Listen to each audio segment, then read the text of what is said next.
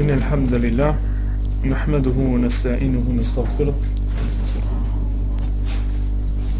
ونعوذ بالله من شرور أنفسنا وسيئات أعمالنا من يهده الله فلا مضل له ومن يضلل فلا هادي له أشهد أن لا إله إلا الله وحده لا شريك له وأشهد أن محمدا عبده ورسوله فلندرojmë Allahun subhanahu wa ta'ala, ati bëjmë lartë, prej ti ndihmë dhe falje kërkojmë, i kërkojmë mbrojtje stre Allahut nga të këqijat e shpirtit ton dhe nga veprimet e këqija në punët tona. Atë që Allahu e udhëzon në rrugën e drejtë nuk ka kush që ta devijoj, dhe atë që Allahu me drejtësi e lë në lajtitje nuk ka kush që ta udhëzoj. Dëshmoj dhe deklaroj se nuk ka të adhuruar me të drejtë përveç Allahut, një i vetëm pa rival, o dëshmoj se Muhamedi sallallahu alaihi wasallam është rob dhe i dërguar i tij. Lusim Allahun subhanahu wa taala që të na begatoj me dije të sakt dhe na bëj pjesëtar të tauhidit, monoteizmit, pjesëtar të denjë të praktikimit të fesë Allahut, duke mos qenë për atyre që e teprojnë dhe as nga grupi që neglizhojnë ligjet, normat e shariatit Allahut subhanahu wa taala.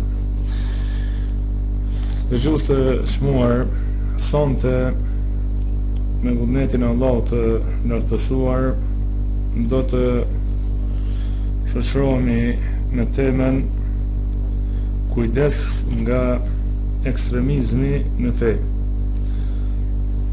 Temë kjo e një rëndësie të veçantë, nga se ekstremizmi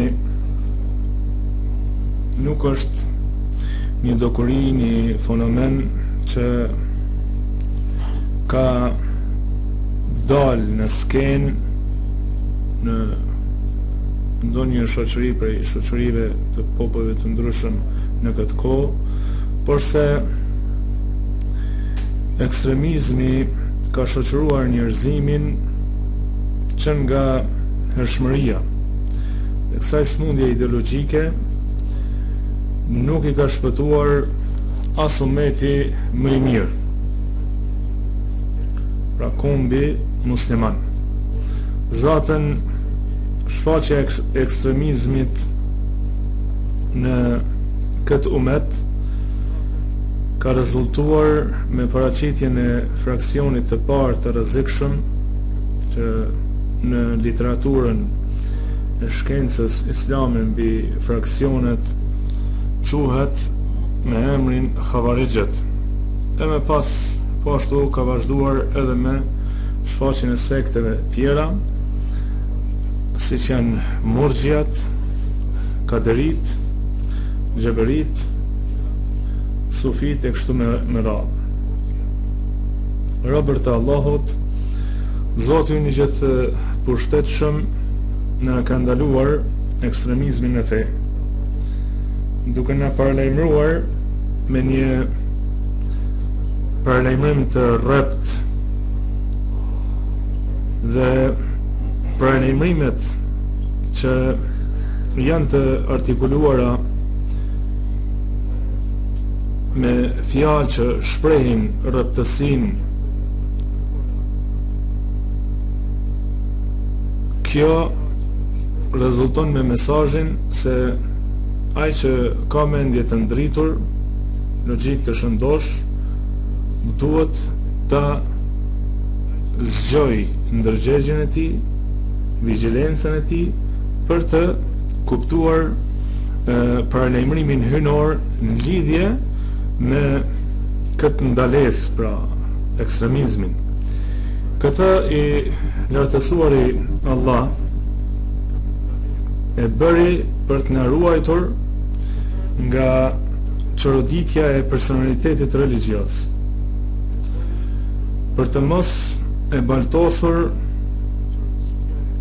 fen, identitetin ton fetar me ide, bindje që shkelin kufit, limitet e fesë son. Allahu i madhruar ka përcaktuar për neve kufi, ka legjitimuar ligje, norma, dhe normal se Allahu i plot fuqishëm dëshiron nga ne të mos bëjmë të i kalime, shtime në këto ligje, dhe gjithashtu të mos paksojmë diç prej saj. Pra, me një fjalë, formimi i personalitetit fetar duhet bazuar në programin hynor, duke mos e shkelur asnjë kufi të këtij programi, qoftë me neglizhencë apo shtim të tepruar. Pra janë dy rrugë që rezultojnë me shkeljen e ligjeve hynore. Rruga e parë është nëse personi shton ose e tepron në ligjet e Zotit. Dhe rruga e dytë është kur muslimani është neglizhent dhe nga neglizhenca që ai e shfaq në jetën e tij të përditshme rezulton me mëkatime kundër Allahut subhanahu wa taala. I gjithë pushtetshmi Allahu subhanahu wa taala na ka bë ligj që të lexojmë në çdo namaz surën Al-Fatiha, që është e njohur për secilin musliman. Dhe në këtë kaptin janë ajetet, vargjet mëdhështore, ku Allah subhanahu wa taala thot: Iyyaka na'budu wa iyyaka nasta'in. Vetëm ty të adhurojmë dhe vetëm prej teje kërkojmë ndihmë. Ihdina as-siratal mustaqim. Në udhëzo në rrugën e drejtë. Siratal ladhina an'amta alayhim. Në rrugën e atyre që ti i ke begatuar me mirësitë tua të shumta, ghayril maghdubi alayhim waladdallin. E jo në rrugën e atyre ndaj të cilëve ke shpreh hidhrimin, e as në rrugën e atyre që kanë humbur. Këto vargje qiellore muslimanin e udhëzojnë që të jetë i kujdesshëm, po ashtu e paralajmërojnë atë që të mos shtektoj në rrugtimin e atyre që Allahu subhanahu wa taala është i hidhruar, është zemruar me ta, e as të rrugtoj në rrugën e atyre që kanë humbur, devijuar e lajthitur. Pra, në këto ajete Allahu e ka mësuar secilin musliman që në veprën më madhore, vepra e parë për të cilën do të pyetemi ditën e gjykimit se a ja kemi dhënë hakun, pra në namaz, çdo herë e thot muslimanin, çdo recat këto ajete kuranore, por se vallë a mediton drejt secili besimtar në këto ajete, që Allah subhanahu wa taala po na tregon për dy grupe devijante, për grupin që Zoti ka shpreh zemrim ndaj tyre dhe për grupin që kanë devijuar, janë lajthitur. Ata që i goditi hidhrimi i Zotit janë që e kanë ditë të vërtetën, por e refuzuan atë, siç bën jahudit dhe ata që i ngjasojnë jahudive, ndërsa ata të humburit janë që e adhuruan Allahun subhanahu wa taala me ignorancë, sikur nazaretistët dhe të ngjashmit me ta. Pra kemi të bëjmë me njerëzit që njohin të vërtetën dhe nuk e pasojnë atë, refuzojnë, dhe me njerëzit cilët e adhurojnë Zotin, por se me ignorancë, pa dije.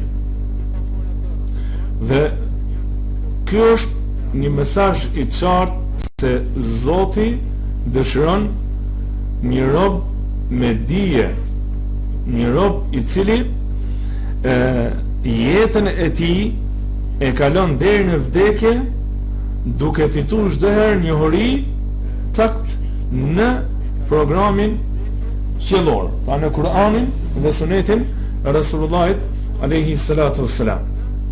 Dhe se ajo që njeriu e dërgon në ekstremitet është mos dituria.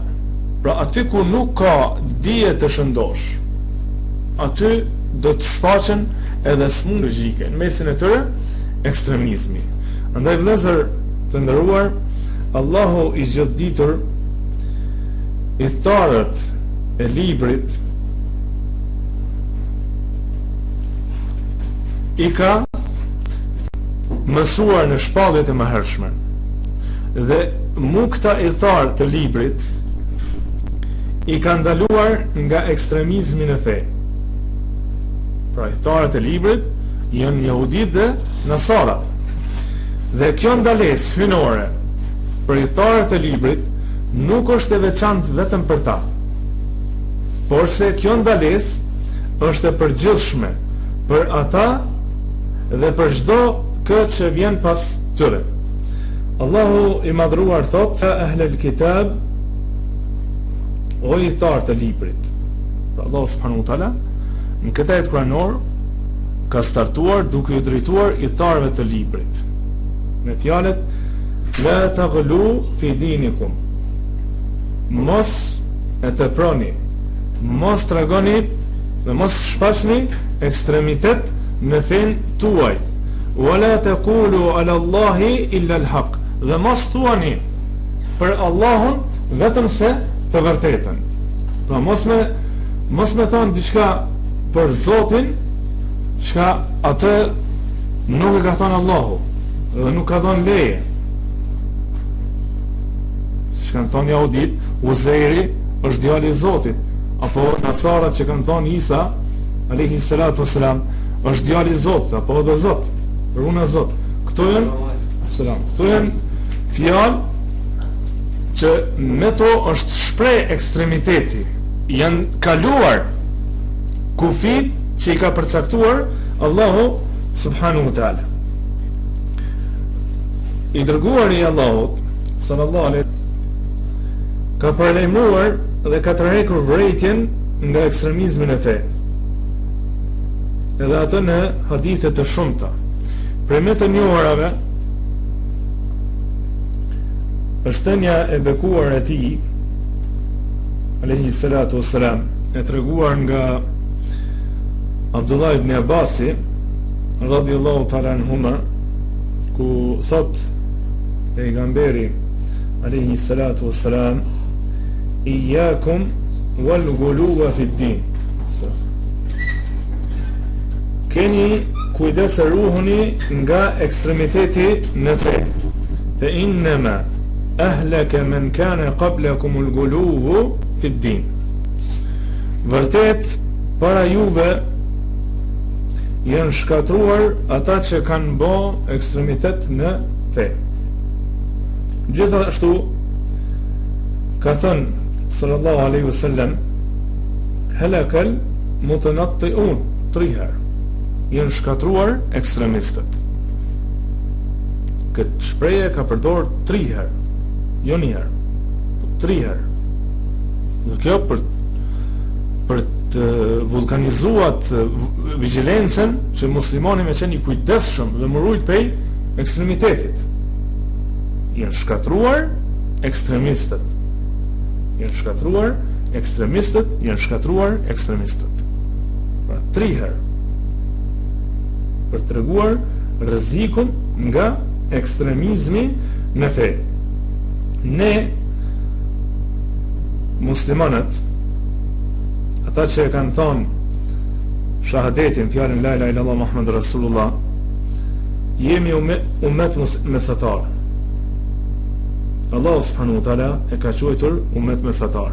Dhe ata që janë mesatar, janë të drejtë, janë të mëshirshëm. Janë një kombë, një umet, një popull i cili nuk e përkra padrejtësinë, nuk e përkra zullumin, dhe ekstremiteti në esencë është padrejtësi. Dhe kjo padrejtësi tërheq pas vetës padrejtësi të shumta. Prandaj Allahu subhanahu wa taala, siç e potencuam më lart, na ka urdhëruar që t'i largohemi ekstremizmit dhe që të drejtohemi, të përqendrohemi në çështjet e tij, të cilat ai subhanahu wa taala i ka legjitimuar, i ka bon ligj, program për neve, ashtu si është drejtuar pejgamberit të tij sallallahu alaihi wasallam me fjalët fastaqim kama umirta, përqendrohu ti o Muhammed vendosshmërisht ashtu qysh je i urdhëruar.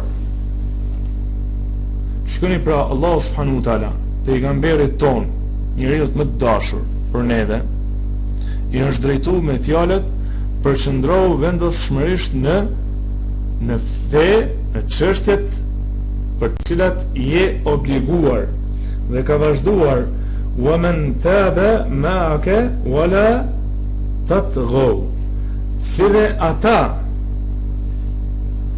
që janë penduar për të kaluar së tyre të shumtume, për idhujtarisë. Sahabit kanë qenë idhujtar, me pranimin e fesë e kanë lënë këtë kaluar të keqe dhe e kanë rregulluar brendësinë dhe jashtësinë e tyre. Pra Allah subhanahu wa taala po obligon pejgamberin dhe ata që e kanë pasu pejgamberin me pendes të sinqert që mos me i te i kalu kufit e caktuar të Allahut subhanahu wa taala. Dhe thot Zoti në vazhdim, innehu bima ta'malun basir, dhe vërtet Allahu subhanahu wa taala është shikues i asaj që veproni. Është shikues i asaj që veproni.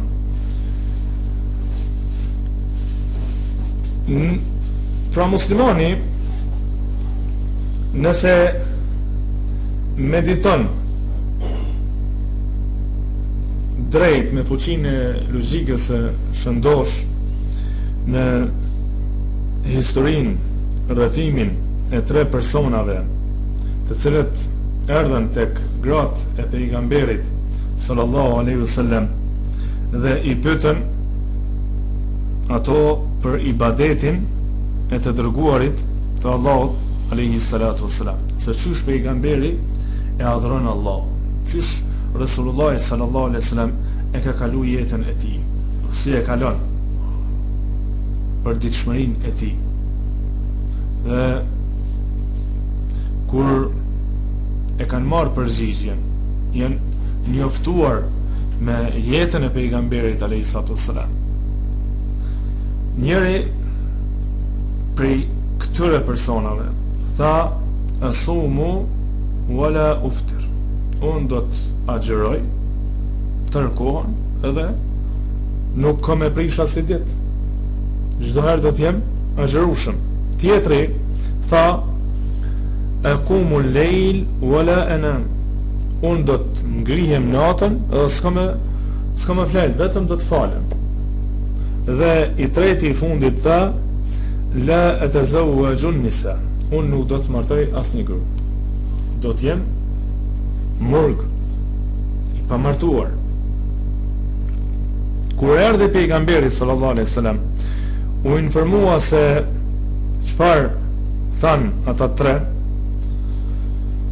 dhe në fund të hadithit tha i dërguarin sallallahu alaihi wasallam, men raghiba an sunnati falaysa minni, kush largohet prej rrugës time, ai nuk është prej meje. Pra i kundërshtoi mendimin e këtyre tre personave, që njëri tha, nuk do të martohem, tjetri do të falem ton natën, s'ka me vlerë në gjumë, tjetri tha do të agjeroj për herë. Pejgamberi sallallahu alajhi wasallam nuk u pajtua me ta edhe e quajti një vepër jo të mirë. Dhe për këtë tha në fund, kush largohet nga rruga ime nuk është prej meje. Nuk është në rrugën e Rasulullahit alayhi salatu wassalam. Shariati nuk do mend për shpallje e zbritur nga Allah subhanahu wa taala. Dhe nuk i lejohet muslimanit me shtu diç në të, me bë bidate, e as të paksoj. Madje vepra e muslimanit nuk është e pranuar tek Allahu i lartësuar vetëm nëse bëhet me dy kushte. I keni të njohur. Kushti i parë, të bëhet vepra me sinqeritet për hir të Zotit. Jo për të treguar devotshmëri para njerëzve, apo ai që ka dije me tregu se është i ditun për këtë qëllim, apo ai që Zoti i ka dhënë rrezik, pasuri, jep pasuri që njerëzit mi thon ku ka dorë shlir. Pra veprat muslimani që i bën me i bë për hir të Allahut subhanahu wa taala me sinqeritet, dhe zatën jemi të obliguar që jetën tonë ta bëjmë mbi sinqeritet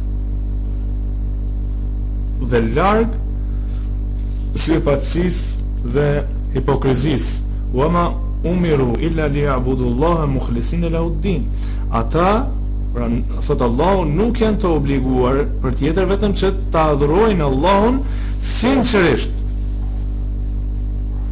Allah subhanahu wa taala ka bë emër, urdhër që mu adhuru sinqerisht.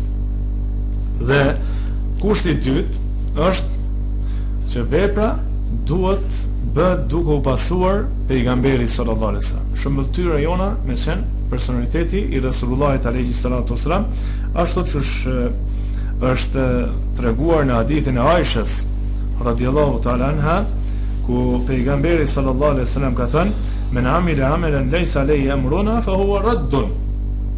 Kush bën një punë që ajo vepër nuk është prej fesë tonë, ajo është e refuzuar. Edhe nëse e ki qëllimin e mirë për më arrit të një pikë e mirë, po rruga që ti ke zgjedh është rrugë që nuk ka të bëj fare me Islamin, ajo punë ka më të refuzu. Nëse personi don me tregu dashurinë ndaj pejgamberit sallallahu alaihi wasallam me një punë që se ka thonë pejgamberi sallallahu alaihi wasallam, siç është me vludi, ajo punë nuk pranohet. Adhurimi i shumt, për kushtimet e shumta, nuk janë asgjë, nuk kanë me vlerë kur gjë, sado që ti i jep mund për me bë punë të shumta, nëse nuk realizohen këto punë, këto angazhime, nuk bëhen sipas sunetit të Rasulullahit alayhi salatu wassalam, atëherë nuk do mend se ato vepra nuk do të jenë të pranuara, por të kota dhe të refuzuara. Për shembull, nazaretistët katolikët e kanë shpikur murgërin për ftrenit mos u martu.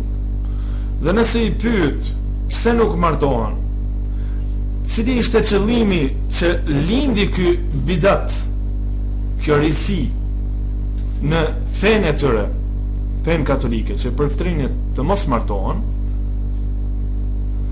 përgjigjja e tyre do të jetë nga se familja është pengesë që ne mos mja dhon hakun të drejtën kishës dhe fesë.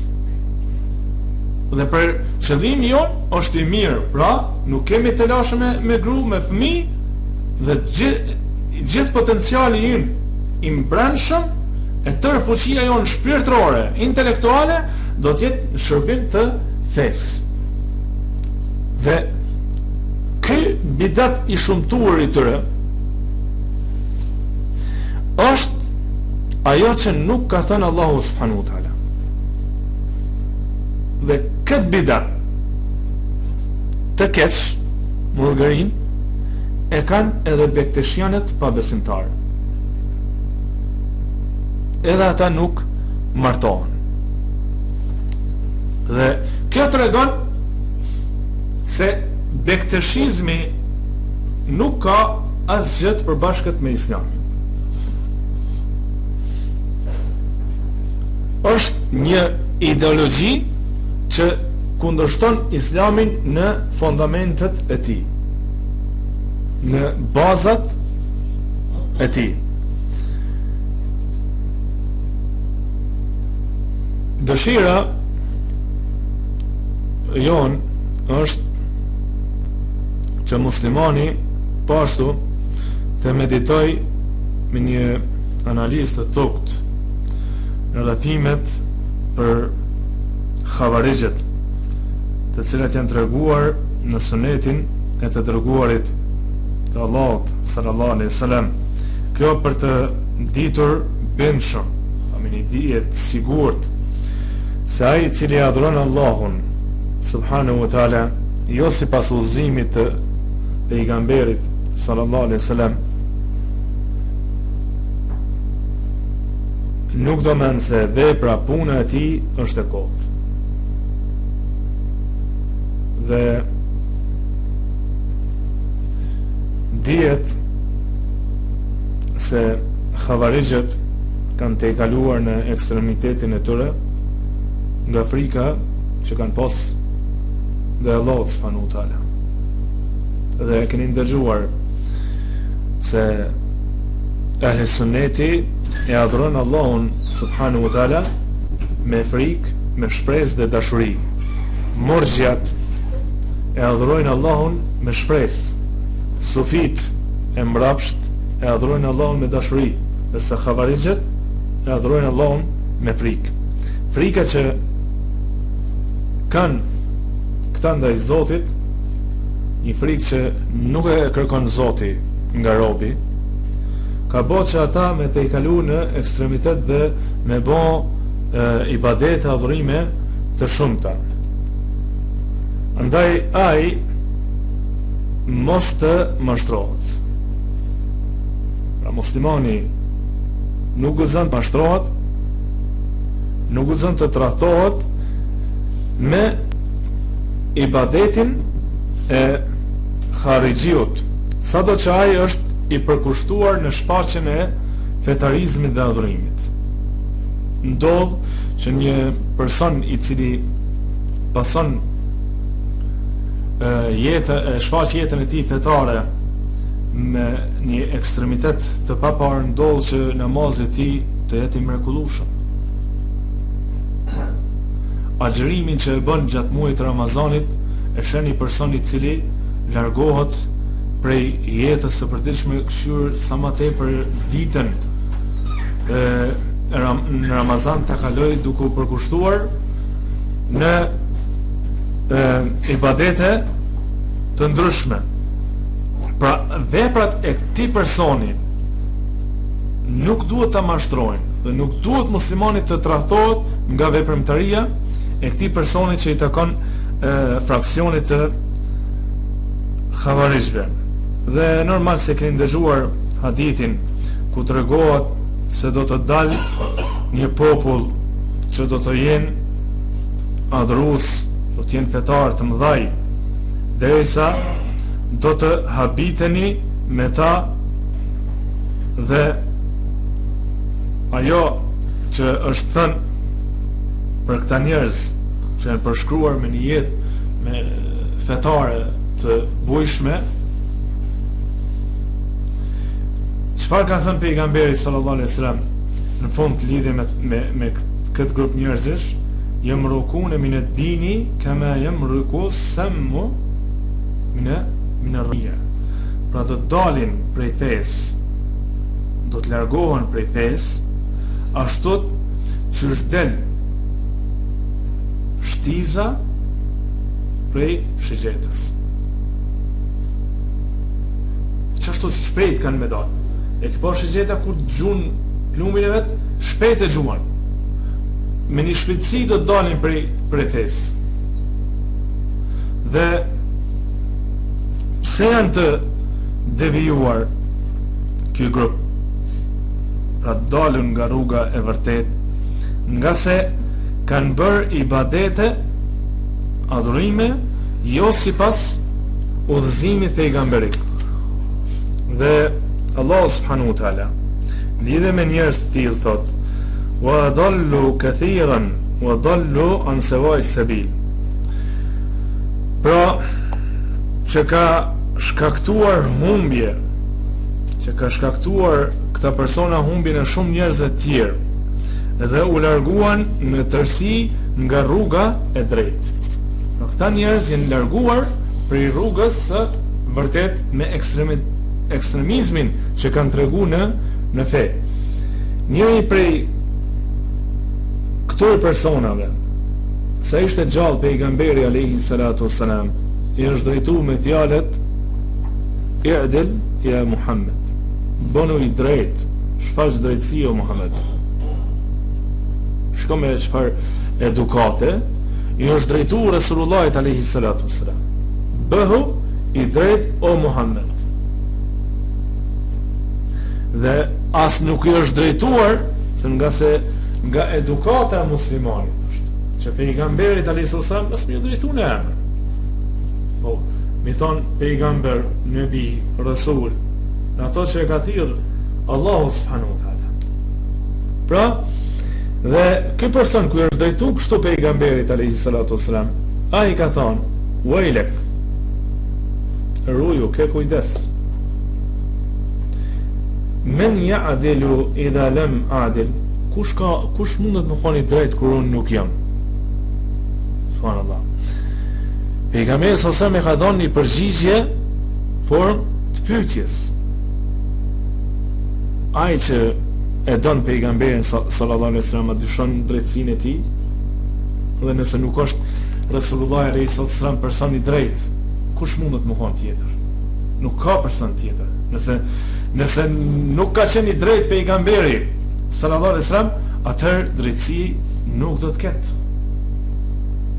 Por se njeriu që ka ekstremizëm, mendjen e tij, zemrën e tij, shpirtin e tij, e ushqen me ekstremitet brendësinë e tij, ai edhe personin e pagabushëm, siç ka thënë Resulullah sallallahu alaihi wasallam, e quhen të padrejt. Pastaj këta persona nuk e ndalur vetëm me kaq. E dini ngjarjen e Uthmanit radiallahu ta'ala anhu. Këta ishin që u ngritën kundër Uthmanit, Allah qoftë i kënaqur me të, e bën krimin siç është e njohur, e vran khalifen e besimtarëve, duke thënë se ne jemi ka urdhrojmë për të mirë dhe ka ndalojmë nga e keqja. Shikoni me çfarë njeti, me çfarë qëllimi i ngritur kundër një personi që është përgëzuar me xhenet, Uthmanit radiallahu ta'ala anhu. Pra kanë dalë dhe kanë thonë: na jem ka obligojmë për të mirë dhe ka ndalojmë nga e keqja. Me këtë slogan e kanë ekzekutuar padrejtisht, kanë bërë një krim të shumtuar që e kanë mbytur pra Uthmanin radiallahu ta'ala anhu. Po ashtu mu këta ekstremist kanë dalur edhe kundër Aliut radiallahu ta'ala anhu. Për çfarë ishte akuza që ja kanë bërë Aliut? Subhanallah, se ai nuk gjykon me ligjin e Allahut. Kjo ka qenë akuza që ja kanë bërë xhavarexhet Aliut radiallahu ta'ala. Pra nuk je duke gjykuar me ligjin e Zotit. Edhe sot ishe njerëzit që e kanë marrë rrugën e ekstremitetit, nuk i intereson që me rregullu jetën e vetë fetare, të vetën personale dhe të familjes vetë, e shoqërisë, po më njëherë temë e tyre e debatit janë udhëheqësat e muslimanëve. Neve nuk po dojmë t'i bëjmë sikur sahabit që janë udhëheqësat sot muslimanëve, por se po do të them se tema e debatit tyre që ata janë të përqendruar në thirrjen, propagandën e tyre, është e njëjtë sikur e xhavarishëve të parë, gjykimi me ligj Zotit. Dhe e lajnë ana shumë gjëra tjera që janë më primare, siç është tauhidi, thirrja e njerëzve në fenë e Allahut subhanahu wa taala, në besim dhe largimit nga shirku. Po çdo herë këshyrin se çysh me gjet mundësinë që njerëzit me i shpall pa besimtar. Nuk shikojnë se çysh mi eduku njerëzit në Islam, por shikimi i tyre, përqendrimi i tyre, potenciali që ata japin është se çysh njerëzit me i nxjerr prej dinit. Jo çysh me i mbrojt, po çysh me i nxjerr prej dinit. Qafir filani, qafir kyç, pa besimtar i dalën pepes. Ai do thot nuk janë të koncentruar që ta vlerësojnë, ta pastrojnë shoqërinë muslimane nga baltosit e ndryshme, qofshin ato baltosin nga kufri, nga bidati apo gjinohat. Dhe normal, Aliu radhiyallahu ta'ala anhu i ka luftuar këta njerëz, ka bërë xhihad kundër këtyre njerëzve, edhe i ka mbytur dhe ka thonë se kush vdes në luftë duke i luftuar këta xhavarij, vendi i tij do të jetë në xhenet. Kjo duke u bazuar në thënien e Resulullahit alayhi salatu wasalam. Por sa Aliu radhiyallahu ta'ala anhu nuk i ka luftuar që në start xhavarijët, por se çfarë? Fillimisht ju ka dërguar Ibn Abbasin radhiyallahu ta'ala anhuma që ai ka shkuar tek xhavarijët dhe ja ka larguar dyshimet që ata përmes këtyre dyshimeve e kanë marrë rrugën e ekstremitetit. Po ashtu ju ka sqaruar atyre se nuk janë në rrugën e udhëzimit, nuk janë në rrugën e të vërtetës, dijes. Pra Ibn Abasi ja ka sqaruar të vërtetën me argumente të qarta. Dhe normal më pas është shpallur lufta ku Khalifja e besimtarëve Aliu radhiyallahu ta'ala anhu i ka luftuar dhe ka bërë xhihad, siç e përmenda më lart, dhe ka përmendur këto 3 ajete kundër xhavarijve. Wujuhu yawmaidin khashi'a. Pra atë ditë do të ketë fytyra të friksuara. Është fjala për ditën e gjykimit. Do të ketë fytyra të friksuara.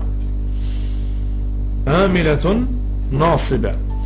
Pra të lodhura dhe të raskapitura. Të lodhura dhe të raskapitura. Tasla naran hamia. Hyn në zjarr të ndezur flak. Këto ajete Aliu radhiyallahu ta'ala anhu i ka komentuar për xhavarijët. Pra kemi të bëjmë me një ideologji që është e rrezikshme. Prandaj vëllezër të nderuar, muslimani duhet të jetë i kujdesshëm për të ruajtur nga ekstremizmi në fe. Duhet ta lexojmë fejen tonë. Dhe normal që ata të cilët e praktikojnë fejen drejt sipas metodologjisë së Ahlis-Sunnetit, njerëzit që e neglizhojnë këtë fe, i akuzojnë praktikuesit e drejtë të fesë me ekstremitet. Dhe ekstremitet i vërtet që shfaqet tek një grup i njerëzve, siç janë xhavarijët, këta e akuzojnë atë që e praktikon drejt fejnë e Allahut me neglizhencë. Dërsa ummeti i vërtet, muslimanët e vërtet, janë ata që nuk e ndjekin rrugën e ekstremitetit dhe as nuk e ndjekin rrugën e krau tjetër ekstrem që është neglizhenca, por mundohen që fen ta praktikojnë, ta reflektojnë në frymën e vërtet, në dritën e udhëzimit pejgamberik. Prandaj vëllezër të nderuar, nuk duhet të nxitojmë në akuzimin e njerëzve. Dhe po ashtu ekstremitet është edhe kur njerëzit e teprojnë që mi akuzu muslimanët për dalje nga rruga e Sunetit. Muslimani duhet ta ruajë gjuhën e tij dhe ta ndjekë rrugën e dietarëve të saktë, të mëdhej, siç kanë qenë këtë kohë Imam Albani, Imam Bin Bazi dhe Imam Uthemini, rahmetullahi alehim. Pra Allah i mëshiroj të gjithë. Prandaj duhet të kemi kujdes nga ekstremizmi. Dhe për herë të jemi vigjilent. Dhe ajo që më shumë të neve në mbron është që t'i kthehemi literaturës së pastërt. Jo librave dhe shkrimeve cilat nuk e ndjekin metodologjinë e saktë cilën kanë qenë të parët tonë të devotshëm. Lutë Zotin Madhërisëm që të na mbrojë nga ekstremizmi në fe, na bëj për atyre që jemi mesatar, të drejtë, të butë, të urtë, të matur, dhe jo që nxitojmë në jetën tonë të përditshme. Wa akhiru da'wana alhamdulillahi rabbil alamin.